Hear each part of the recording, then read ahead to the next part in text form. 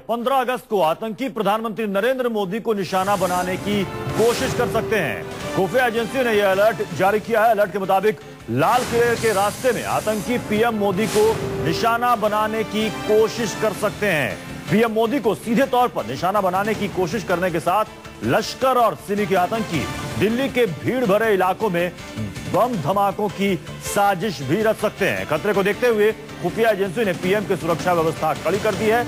PM के काफिले से 1 किलोमीटर के दायरे में किसी भी गाड़ी को दाखिल नहीं होने दिया जाएगा। लाल किले के रास्ते में शार्प शूटर्स पीएम के काफिले पर नजर रखेंगे। साथ ही एनएसजी, अर्धसैनिक बल और दिल्ली पुलिस के करीब 20,000 जवान भी पीएम के काफिले पर नजर रखेंगे। तो लश्कर और सिमी के आतंकियों पर नजर है।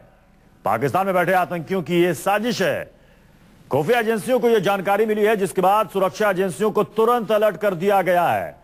15 अगस्त को आतंकी पीएम को अपना निशाना बना सकते हैं। हालांकि पीएम नरेंद्र मोदी आतंकियों के टारगेट पर शुरू से रहे हैं और उनकी सुरक्षा व्यवस्था बेहद कड़ी है, लेकिन खुफिया एजेंसियों को मिली जानकारी के बाद 15 अगस्त को लेकर खास तौर पर यहां सुरक्षा व्यवस्था पर ध्यान दिया जा रहा है।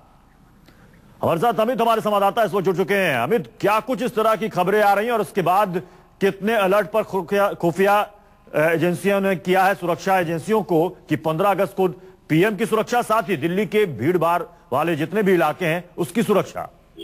देखिए, पूरे आप कह सकते हैं तो दिल्ली में पूरे हाई अलर्ट पे दिल्ली को डाल दिया गया है। और सबसे बड़ी बात की जिस तरह से जो इंटरसेप्ट किया गया है, जो एजेंसी, जो मिलिट्री इंटेलिजेंस और आईबी को जो इन्फॉर्मेशन मिले हैं कि साफ तौर पे नरेंद्र मोदी को टारगेट करने की पूरी कोशिश है। और खास तौर से लश्कर तैयबा और सिमी, और इसके अलावा जो यहाँ पे मॉड्यूल अगर बात करें तो जो इंडिया में मॉड्यूल जो काम कर रहे हैं, जैसे इंडियन मुजाहिदीन के जो मॉड्यूल है उसका इस्तेमाल करना है। और इसीलिए खास तौर से नरेंद्र मोदी की सुरक्षा को लेकर और पुख्ता कर दिया गया है। और ये इस बात की भी जानकारी मिली है कि उस दौरान बाजार या भीड़भाड़ वाले इलाकों में खास करके 15 अगस्त के आसपास ये हमला हो सकता है। तो इसीलिए पूरे दिल्ली को हाई अलर्ट पर रखा गया है। सुरक्षा चाक चौबंद कर दी गई है। और हर जो आने वाले नए शख्स, या आप कह सकते हैं कि चारों जो बॉर्डर्स है उस बॉर्डर्स को सील एक तरह से करने की अभी तैयारी हो गई है। हर बॉर्डर पर नजर रखा जा रहा है, आने जाने वालों पर नजर रखा जा रहा है। हर संदिग्ध को आप कह सकते हैं कि पुलिस हमें जो जानकारियां मिल रही है खुफिया एजेंसियों की तरफ से, उनका कहना है कि लाल किले के रास्ते 15 अगस्त को लाल किले के रास्ते पर खास तौर पर आतंकियों की नजर है कि वहां पर पीएम को टारगेट किया जाए। उसको लेकर किस तरह की सुरक्षा व्यवस्था की जा रही है?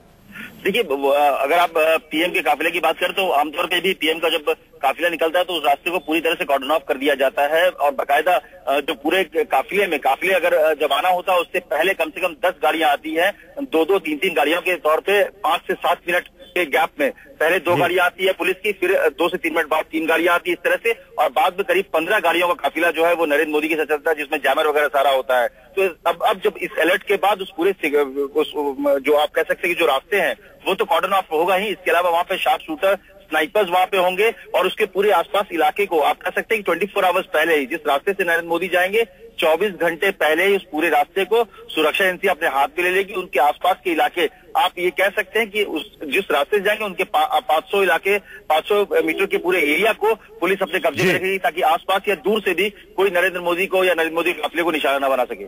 चलिए, बहुत बहुत शुक्रिया अमित इस पूरी जानकारी के लिए।